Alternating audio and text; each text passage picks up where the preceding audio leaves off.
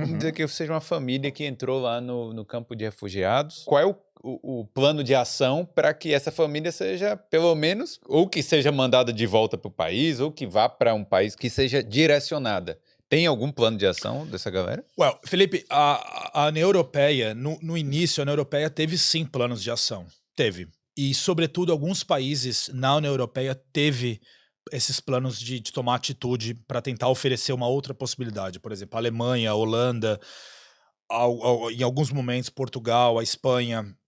Teve sim uma atitude de falar, não, peraí, vamos realocar essas famílias, essas pessoas. Então, sim, por exemplo, a Alemanha teve alguns momentos que foi na Grécia e retirou, de fato, um número altíssimo de refugiados e levou para a Alemanha, acolheu eles lá, colocou eles dentro do sistema e tal, enfim. Não é perfeito o sistema, tô falando, foi uma das atitudes. A Irlanda fez com números baixíssimos, números até, na verdade, que envergonham, assim. Irrisório. Irrisório, assim. A Irlanda, sabe me desculpar, mas a Irlanda falha e continua falhando. Então,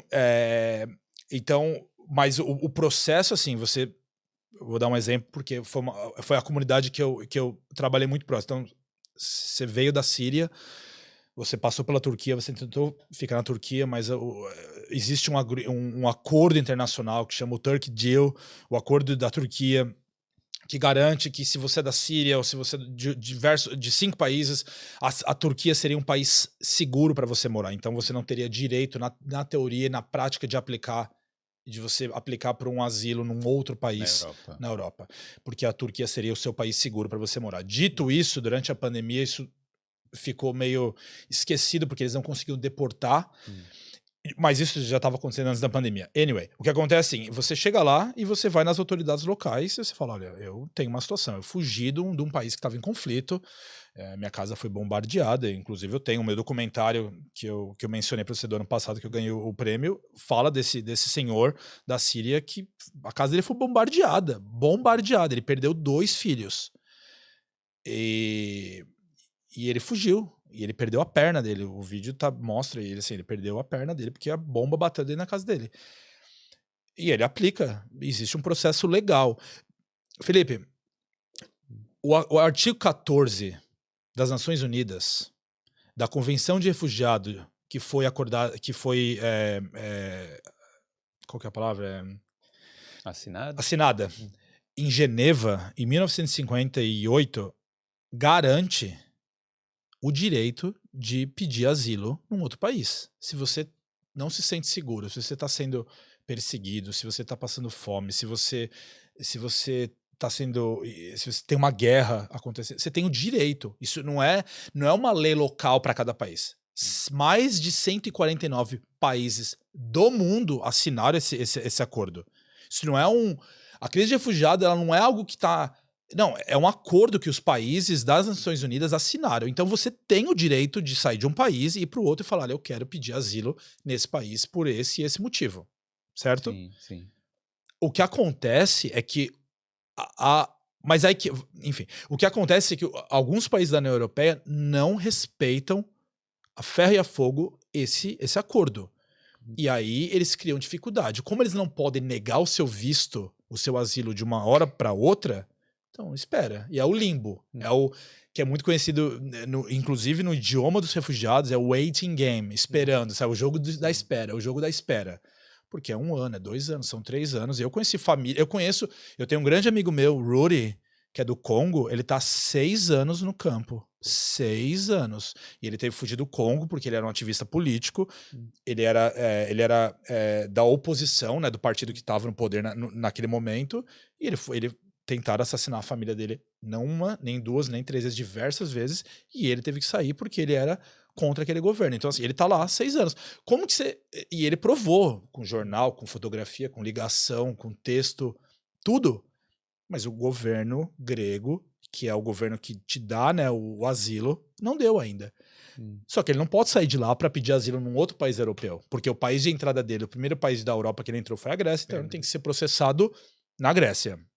Não pode ser processado em outro lugar. Então é um momento, é muito complicado a situação migratória que a Europa vive, porque agora, devido à invasão ilegal e violenta que a Rússia está fazendo na Ucrânia, só mostrou o quanto o nosso sistema, primeiro, estava errado e continua errado. Um sistema novo foi criado para acolher os ucranianos. Teve que se criar um sistema novo. É isso que eu ia falar, porque se você for comparar esse sistema aí da galera da Síria, do Congo e de outros países, com o pessoal da Ucrânia vindo para a Irlanda, tô falando da Irlanda especificamente.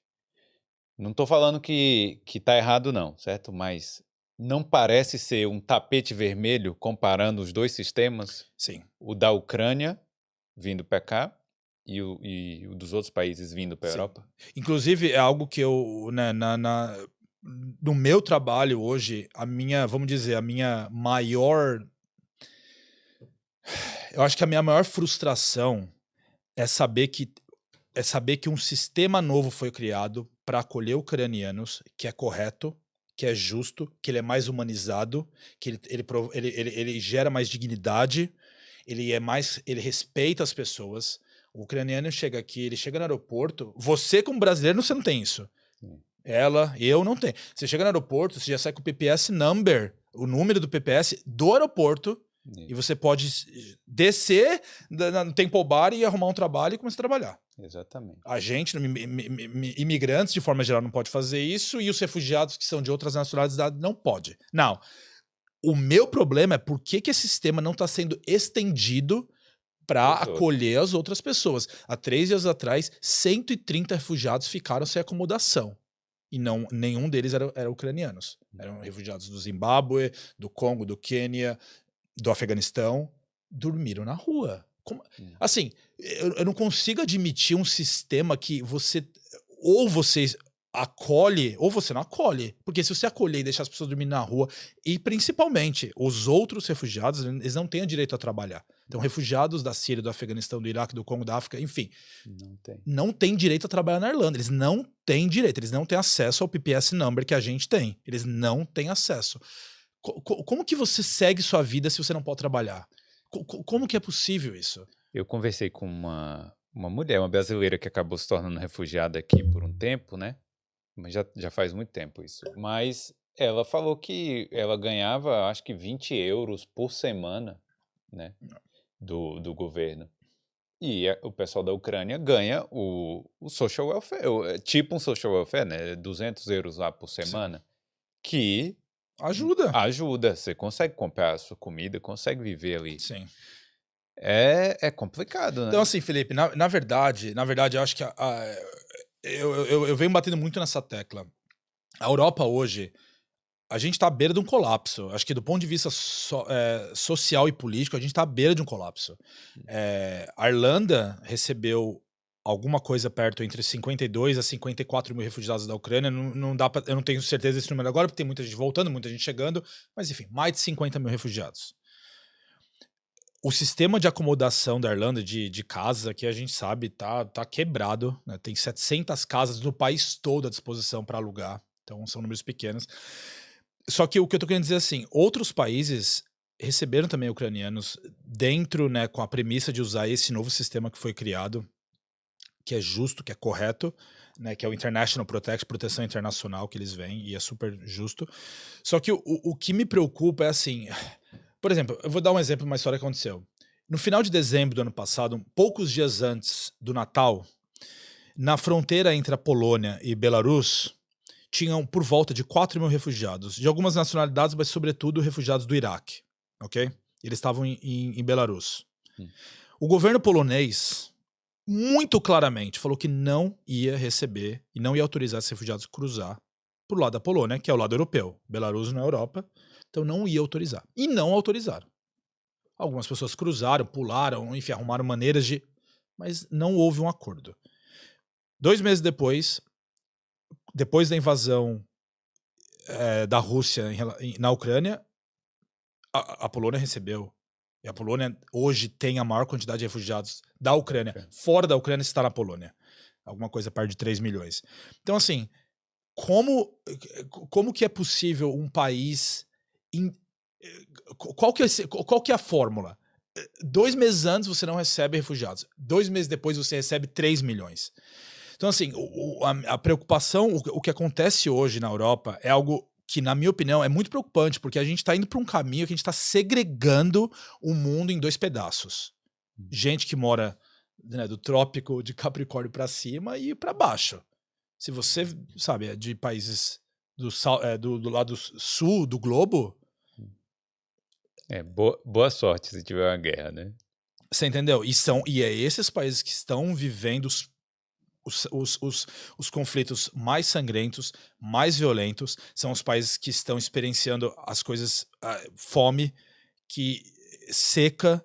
Então, assim, eu não consigo entender, o que essa mensagem está dizendo, qual que é a mensagem por trás de tudo isso, o que está dizendo, me preocupa muito. Eu acho que a mensagem tá clara, né? Well, exatamente, só que é tipo, você é europeu, você, né, se a gente precisar um dia, talvez, pode ser uma questão de reciprocidade ali, né? Você fala, olha, se tiver uma guerra na Irlanda algum dia, eu quero os irlandeses recebidos dessa forma. Pode ser. É muito frustrante, E para mim que venho trabalhando há muitos anos com isso, de novo, e só para reiterar, inclusive eu tenho amigos ucranianos, eu jogo bola com ucranianos, eu tenho amigos que trabalham na mesma organização que eu trabalho aqui na Irlanda, que são ucranianos e são pessoas maravilhosas. Só que esse sistema, ele tem que ser estendido para os outros. Não, senão a gente está segregando, a gente está oficializando por lei que esse sistema de segregação é ok, tá tudo bem. E não tá tudo bem. Não tá tudo bem. A gente não pode esquecer que a grande maioria dos conflitos, né, em países como a Síria, como o Afeganistão, foram criados por países que estão no lado norte do globo. Então, assim, os Estados Unidos, o que eles fizeram no Afeganistão durante 20 anos de presença lá, para sair no dia seguinte o Talibã tomar? Então, assim, peraí, sabe? Então, assim, existe um problema social acontecendo no mundo, e ele tem que ser, assim, a gente tem que entender como que ele está acontecendo e como a gente vai resolver isso. Porque pensa o seguinte, Felipe, essa crise as crises de refugiados que a nossa sociedade tá vivendo agora, na sua grande maioria, pelo menos no momento de hoje, é por causa de guerra ou conflitos sociais. Só que a gente tem conhecimento que as mudanças climáticas vão gerar mais crises migratórias do que guerra. É uma questão de tempo. Eu não estou falando que isso vai acontecer daqui 2, 3 anos. Não, daqui 20 anos, o mundo vai começar a sentir, assim, literalmente na pele os impactos das mudanças climáticas. Então, atitudes que deveriam ser tomadas têm que ser tomadas agora. E não só pelo meio ambiente, que é óbvio extremamente importante, mas para prevenir que essas crises migratórias aconteçam. Porque elas vão acontecer. Elas já estão acontecendo. Obrigado por ter assistido esse corte do Boulder Podcast. Para ver essa e outras entrevistas completas, visite o Boulder Podcast no YouTube.